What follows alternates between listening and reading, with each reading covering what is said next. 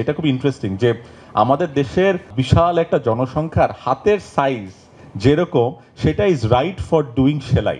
একজন আফ্রিকার একটা লোকের যে বড় হাত, ও আসলে ওইটা দিয়ে কখনো সেলাইয়ের জন্য সুই সুতা ঢুকাতে পারবে না। আপনি রুয়ান্ডা বলেন, আপনি নাইজেরিয়া বলেন, এই সকল দেশ দেখবেন আপনি এফডিআই বেড়েছে গত বছরে এত পলিটিক্যাল আনসার্টেনিটির পরেও।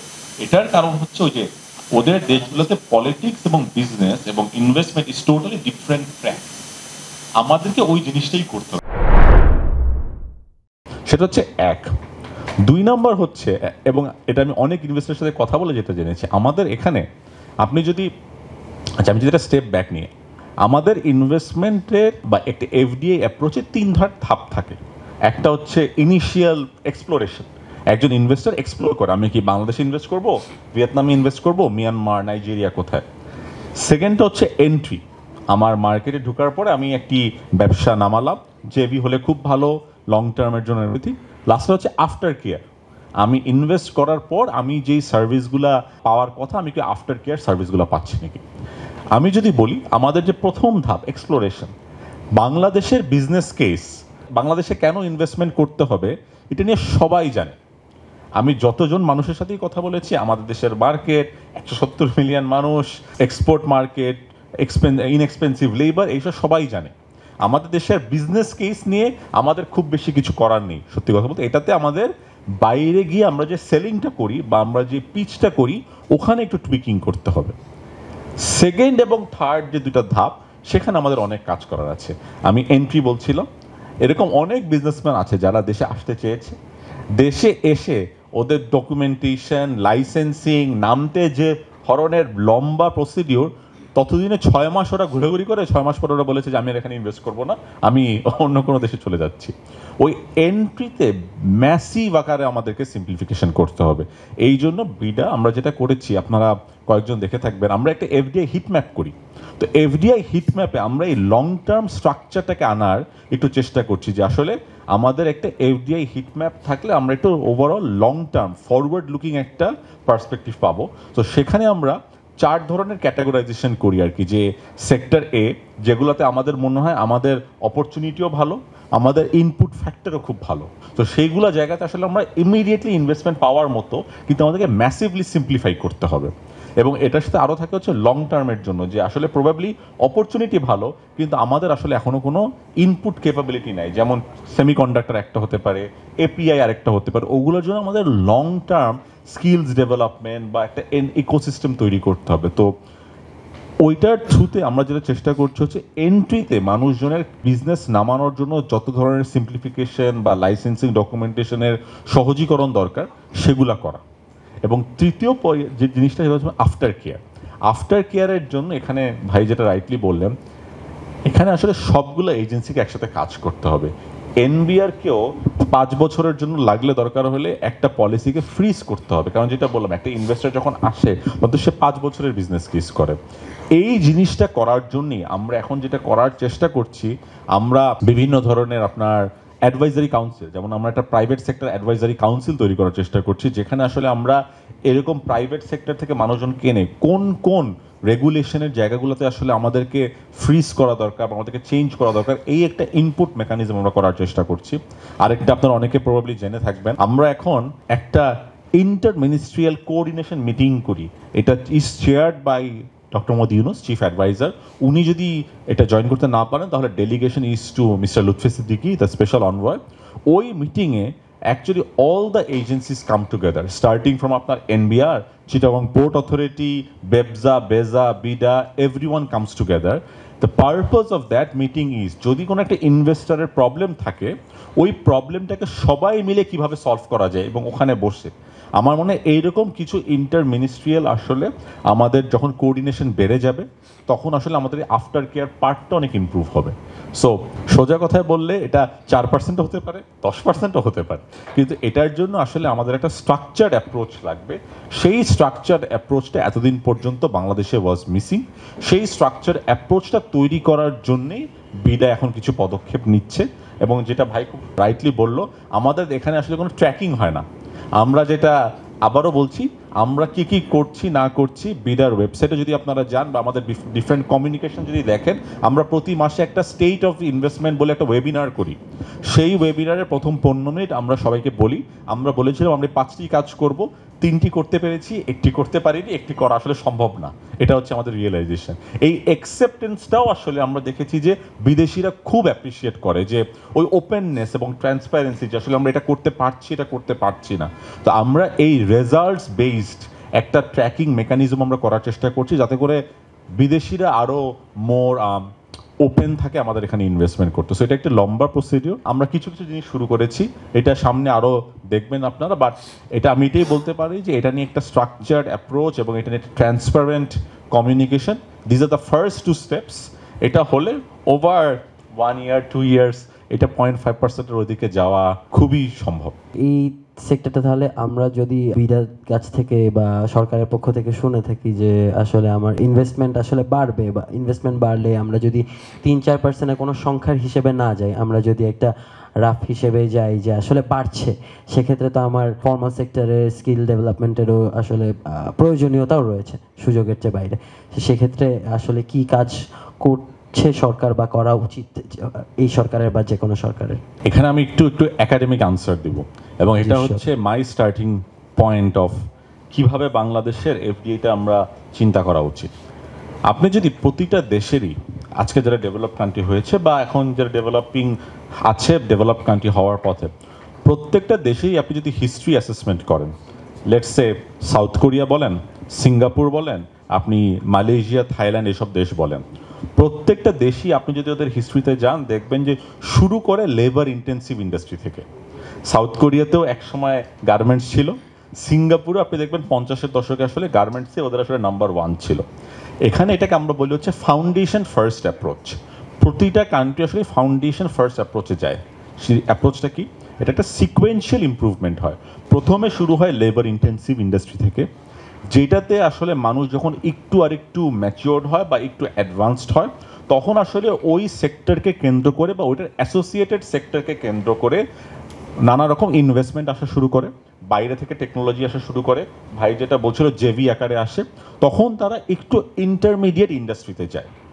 তারপর ইন্টারমিডিয়েট ইন্ডাস্ট্রিতে যাওয়ার পরে এখন আমি যদি বলি সেই স্টেজে আছে প্রবাবলি ভিয়েতনাম এবং থাইল্যান্ডের কিছু অংশ। তারপরে একটা টাইমে গিয়ে ওরা তখন পুরোপুরি এই অ্যাসোসিয়েটেড লেবার ইন্টেন্সিভ ইন্ডাস্ট্রি থেকে বের হয়ে তারা চলে যায় ক্যাপিটাল ইন্টেন্সিভ ইন্ডাস্ট্রিতে। সো এটার একটা সিকোয়েন্সে কাজ করে, এবং এটা প্রতিটা দেশের জার্নিতে। আপনি যেটা বললাম সিঙ্গাপুরে যান, আপনি কোরিয়া যান, আপনি ভিয়েতনাম দেখেন, প্রতিটা দেশে আসলে লেবার ইন্টেন্সিভ স্টেজ থেকে শুরু করে। এখানেই আমার কাছে মনে হয় বাংলাদেশের জন্য একটা অপরচুনিটি।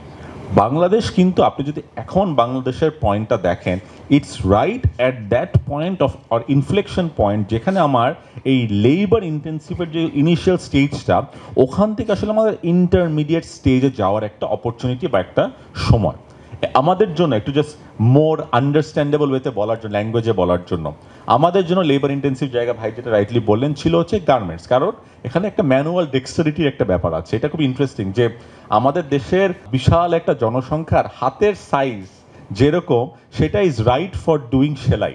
একজন আফ্রিকার একটা লোকের যে বড় হাত, ও আসলে ওইটা দিয়ে কখনো সেলাইয়ের জন্য সুই সুতা ঢুকাতে পারবে না। এই জন্য আমাদের এই ফাউন্ডেশন ফার্স্ট অ্যাপ্রোচ বলে, আপনি যেটাতে ভালো সেটাতে আপনাকে আগে গ্রো করতে হবে। সো আমাদের এই ম্যানুয়াল ডেক্সটারিটির অ্যাডভান্টেজ থাকার কারণে আমাদের আরএম যেখানে গ্রো করে, সো এই জন্য আমরা we came to wire we are. আমাদের জন্য অ্যাসোসিয়েটেড ইন্ডাস্ট্রি কারা? অ্যাসেম্বলিং। কারণ এটা পুরোপুরি লেবার ইন্টেন্সিভ না, পুরোপুরি directly not link to what we are doing, but associated.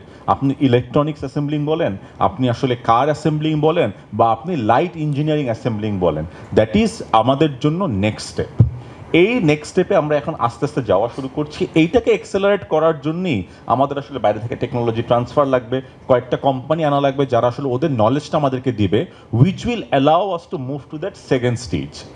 ওই সেকেন্ড স্টেজটা যখন আমরা ভালো মতো পার করতে পারবো, বা সেমিকন্ডাক্টর নিয়ে আমরা অনেক কথা বলি, সবার ধারণা যে সেমিকন্ডাক্টর একটা স্বপ্ন। আমি যদি এখানে জাস্ট একটা লাইন বলি সেমিকন্ডাক্টর নিয়ে, সেমিকন্ডাক্টরও যদি আপনি একটা ভ্যালু চেন হিসেবে দেখেন, ওখানে 3টি পার্ট থাকে। প্রথমে হচ্ছে ডিজাইন, আমার মোবাইলের যে চিপটা, ওই মোবাইলের চিপটা ডিজাইন কি হবে। সেকেন্ড একটা পার্ট থেকে, ওটা চিপটা বানানো, which is manufacturing of the chip. Third একটা পার্ট থেকে, which is assembling and packaging.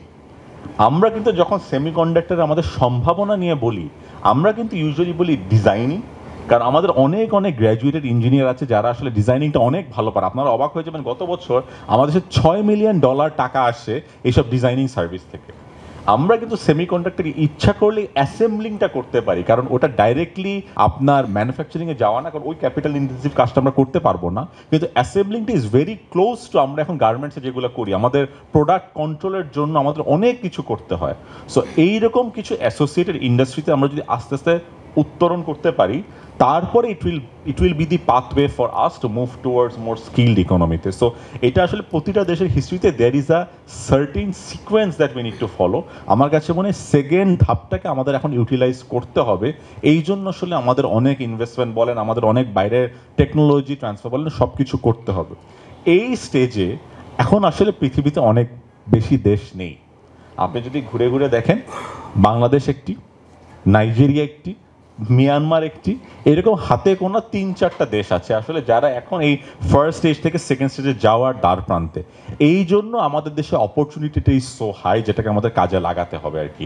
তো আমার কাছে মনে হয় over a longer period of time, once again coming back to that first point, structured অ্যাপ্রোচে যাওয়া পসিবল, কিন্তু এটাকে লিপফ্রগ করাটা মাঝে মাঝে is not probably the right thing to do. আমাদের যে ক্যাপাবিলিটি আছে, ক্যাপাবিলিটিটাকে গ্র্যাজুয়েট করানো সিকোয়েন্সে probably is a smarter thing to do. এটাই হচ্ছে আমার। So whatever be the tenure of this government, এরপরে আবার ইলেক্টেড গভর্নমেন্ট জবেই আসুক না কেন, এটা যার সরকারি আসুক না কেন, প্র্যাকটিক্যাল রিয়েলিটির জন্য কিছু ডিসিশনস নিতে হবে যেগুলো আনপপুলার হবে, কিন্তু ওই জিনিসটা আসলে গ্রেটার মাসের সঙ্গে কমিউনিকেট করাটা আসলে মুশকিল হয়ে যায় অ্যাট টাইমস। ক্রিটিক্যাল ইকোনমিক ডিনোমিনেটরস আসলে বোঝানোটা ওইভাবে সম্ভব না। এই সমস্যাটা আসলে সকলের জন্য, সকল সময়ের জন্য, স্পেশালি হুএভার ইজ গভর্নিং, তার জন্য এটা সবসময় একটা বড় সমস্যা। এই প্রবলেমটাকে অ্যাড্রেস কিভাবে করা যায়? না, ভেরি রেলিভেন্ট কোয়েশ্চেন। আমি প্রথমটাতে একটু কুইকলি আনসার দিই, পরে সেকেন্ডটাতে যাচ্ছি। অবশ্যই ইলেকশন ইম্পর্টেন্ট, এটা তো মানে ইজ আনডাউটেডলি ট্রু। এখানে আমি শুধু দুটা অ্যাঙ্গেল অ্যাড করি। আপনি একটা জিনিস দেখবেন, এত সমস্যার মধ্যেও কিন্তু মিয়ানমারে ইনভেস্টররা ঠিকই গিয়ে ইনভেস্ট করছে, সিরিয়াতে কিন্তু ইনভেস্টররা ঠিকই গিয়ে এর মধ্যে ইনভেস্ট করছে। এটার কারণটা কি? এটার কারণটা হচ্ছে রবি ভাই যেটা পার্সিয়ালি বলল, এবং আমাদেরকে ওই জিনিসটাই করার চেষ্টা করতে হবে। কোনো দেশে পলিটিক্স বা আপনার ইলেকশন মেকানিজম বা government is not link to business. Business এবং গভর্নেন্স কিন্তু দুইটা প্যারালেল ট্র্যাকে চলে এই সকল দেশে। এটাই যেটা রবি ভাই বলছিল, যে আপনার যেই গভর্নমেন্টই আসুক, যেই সরকারই আসুক, বিজনেস বিজনেসের মতোই চলবে। ও এখানে এসেছে, ওর 10 টাকা ইনভেস্টমেন্ট নিয়ে ও চায় 15 টাকা নিয়ে ফেরত যেতে। ওর এই ডিসিশন মেকিং এ ও কোনো ইম্প্যাক্ট চায় না। এটার সাথে ও যেই গভর্নমেন্টই আসুক, যেই পলিটিক্যাল পার্টি লিডিং এ থাকুক, এই জন্যই এই দেশগুলোতে আমি যে দেশগুলোর নাম বললাম, এবং এর বাইরে অনেক উদাহরণ আছে। আপনি রুয়ান্ডা বলেন, আপনি নাইজেরিয়া বলেন, এই সকল দেশ দেখবেন আপনি এফডিআই বেড়েছে গত বছরে এত পলিটিক্যাল আনসার্টেনিটির পরেও।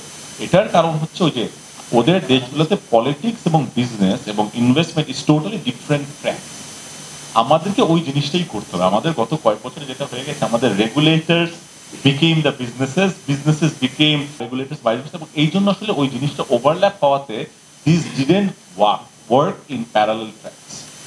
তো আমার মনে হয় আমরা যদি ওই জিনিসটা শুরু করতে পারি, যেখানে বিজনেসে আমরা বলতে পারি যে তোমার এখানে তুমি যত দিনের জন্য আসো না কেন পলিসি কন্টিনিউটিতে থাকবে, এটা যেই সরকারি আসুক, তাহলে আসলে সে নির্দ্বিধায় ইনভেস্টমেন্টটা করতে পারবে। সেটা গেল একটি মেসেজ।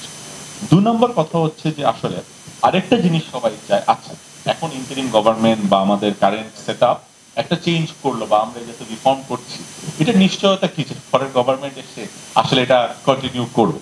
দেখেন জাভেদ ভাই যেটা বললো, আমাদের পক্ষে কোনোভাবেই এটা ক্রিস্টাল বল দেখে বলা সম্ভব না যে এটা আগামী 5 বছর থাকবে।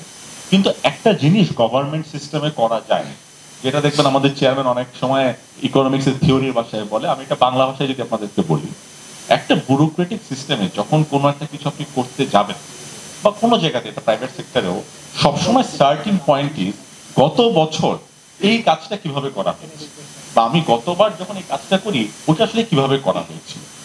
আমাদের এখন কারেন্ট সিস্টেমে যখন আমি গত বছরের রেফারেন্সটা নিই, বা গতবার কিভাবে করেছিলাম ওই রেফারেন্সটা নেই, রেফারেন্সটা অলওয়েজ ভুল, ঠিকভাবে করা হয়নি। এই জন্য আমরা ওই একই সিস্টেমটা রিপিট করার সময় বারবার ভুলটাই করি। আমাদের কাজ কি, আমরা যদি চেষ্টা করছি আমাদের ইনভেস্টমেন্ট ইকোসিস্টেম বলেন বা আমাদের ডায়ালগ ইকোসিস্টেম বলেন, we are trying to create a few references, gold standard examples, একটা কাজ কিভাবে করা যায়। একটা ইনভেস্টরকে নামাতে হলে, একটা বড় ইনভেস্টরকে নামাতে হলে, আমরা অনেকে স্টারলিংকের কথা এখন শুনছি, স্টারলিংকে আমরা কিভাবে নামানোর চেষ্টা করছি। ইয়াং ওয়ান গ্রুপ 27 বছর ধরে ওদের ল্যান্ডেড ডকুমেন্টেশন ওরা পায়নি, কিভাবে একটা হিট স্কোয়াড করে প্রাইভেট সেক্টরের মতো ওদের প্রবলেমটা সলভ করা যায়। এরকম 4-5টা গোল্ড স্ট্যান্ডার্ড রেফারেন্স আমরা রেখে যাওয়ার চেষ্টা করছি, যাতে করে পরের সরকার বা যেই আসুক তখন তো ওরা যখন বলবে আচ্ছা গত বছর এই কাজটা কিভাবে করা হয়েছে, তখন this becomes the new way. এটা হচ্ছে আরেকটা way of how you create economics এর ভাষায় ইরিভার্সিবল চেঞ্জেস, মানে আপনি দেশটাকে এমন একটা রিফর্মে নিয়ে যান যখন আসলে আর রিভার্স করা যায় না। তো এটা হচ্ছে আরেকটা জিনিস যেটা আসলে আমরা করতে পারি, এবং সেটাই করার চেষ্টা, যাতে করে once again business environment becomes fixed irreversibly for a long term. তো এটা হচ্ছে আমার ওই ইলেকশনের পার্থক্য। হ্যাঁ দরকার, কিন্তু ওটার সাথে সাথে আসলে আমাদের এই দুটো জিনিসও আসলে করলে ভালো হয়। সেকেন্ড যে কোয়েশ্চেনটা, এবং ভেরি পার্টিনেন্ট কোয়েশ্চেন, এবং আমি নিজেও সত্যি কথা বলতে 3 মাস আগে আমি তো এখানে সিস্টেমে এসেছি প্রাইভেট সেক্টর থেকে, আমি তো টেবিলের ওই পাশেই বসতাম। উই ল্যাক ইমেন্সলি এই পাবলিক প্রাইভেট কনসালটেশনে। আমি একেবারেই এখন আমার দায়িত্ব থেকে আমি বলছি, আপনি যে কোনো দেশের যদি ইকোনমিক গ্রোথ বলেন, কোনোদিনও সরকার থেকে গ্রোথটা আসা সম্ভব না। Private sector has to lead the growth of the country, এবং সব দেশেই সেটা হয়েছে। তো এখন গভর্নমেন্টের এখানে একটা রোল আছে, ফ্যাসিলিটেট করা, ওদেরকে রাইট ইনভেস্টমেন্ট সেট আপ দেওয়া, রাইট ইকোনমিক সেট আপ দেওয়া। এই জিনিসটা আমরা কখনোই বুঝবো না যদি আমরা প্রাইভেট সেক্টরের সাথে বা আমরা সকল স্টেক হোল্ডারের সাথে ভালো মতো কথা না বলি। এটা সবসময় একটি চ্যালেঞ্জ। আমাদের ভাষা বা আমাদের language is not the right way to talk to this, এবং এই জন্য আমার মনে হয় once again I come back to the reference. আমি বললাম প্রাইভেট সেক্টর অ্যাডভাইজারি কাউন্সিল, আমি বললাম একটা ইন্টার কোঅর্ডিনেশন মিনিস্ট্রি। আমার মনে হয় যদি 2-3টা আসলে আমরা উদাহরণ দেখিয়ে যেতে পারি, তাহলে this becomes a role model for future. Just একটা লাস্ট এক্সাম্পল দিয়ে শুরু করবো, আমাদের সেমিকন্ডাক্টর টাস্ক ফোর্স। আমরা টাস্ক ফোর্স গঠন করি, আমি জানি না আপনারা প্রবাবলি এটা দেখেছেন, বাট ওটার একটা থিঙ্কিং আমি শেয়ার করি, তাহলে এটা becomes more real life for you. তো আমরা সেমিকন্ডাক্টরের টাস্ক ফোর্সটা করবো, এটা নিয়ে আমরা একটা ডিসিশন নেই মিটিংয়ে। তো মিটিংয়ের শেষে আমরা জিজ্ঞাসা করি যে এখানে কাকে কাকে অ্যাড করা যায়। অবশ্যই আমাদের বাংলাদেশে যেটা একদের সাথে একটা বাঁশি বাজালেও 20 জন এসে হাজির হয়, তো অনেক হাত টাত আমরা দেখলাম আশেপাশে। ওখানে আমরা একটা প্রিন্সিপাল তখন সেট করি যে আমরা 4টা ডিফারেন্ট ক্যাটাগরি থেকে লোক নিব, সরকার, প্রাইভেট সেক্টর, একাডেমিয়া এবং এনআরবি, নন রেসিডেন্ট বাংলাদেশ। আমরা এই 4 সেক্টর থেকে আমরা ইকুয়াল পার্টিসিপেশন নিব। প্রত্যেক সেক্টর থেকে 3 জনের বেশি মানুষ থাকতে পারবে, এবং এটা আমরা একটা স্ট্যান্ডার্ড রুল করে দিই। যত জনের মানুষের ইচ্ছা থাকুক না কেন, দরকার হলে ওটা কোঅপটেড হবে, কিন্তু টাস্ক ফোর্সের মেম্বার হতে হবে ইকুয়াল পার্টিসিপেশনে। এটার কারণ কি? কারণ হচ্ছে যখন একটা ডিসিশন মেকিং হয় তখন যাতে সবাই ইকুয়াল ভোটিং পাওয়ার থাকে। আমরা ওই প্রিন্সিপাল করে দেখবেন আমাদের টাস্ক ফোর্সটা 12 সদস্যের, এবং আমরা ইকুয়াল 3 জন করে নিয়োগ দিয়েছি, যাতে করে আমাদের ওই প্রপার ডায়ালগটা হয়। ওয়ান থেকে this is our effort in creating a reference, যাতে করে আসলে we go to the other side of the আইল, এবং ওদের থেকেও ইনপুটটা নেওয়ার চেষ্টা করি। এটা সময় লাগে, এটা আমাদের এখনকার প্র্যাকটিসে নেই, কিন্তু আমার বিশ্বাস যে ওভার টাইম প্রাইভেট সেক্টরও যদি এগিয়ে আসে, আমাদের ভুলগুলো ধরিয়ে দেয়, বারবার বলে। এই জন্যই আমি এই টাইপের টক শোতে আমি সবসময় চেষ্টা করি আসতে, যাতে আমরা অন্য সাইড থেকেও শুনতে পারি। কারণ দেখেন আমাদের সবারই ভুল হবে, বাট আমরা যদি এখান থেকে শিখতে পারি, তাহলে that is how we progress. অনেক ধন্যবাদ রুচি ভাই।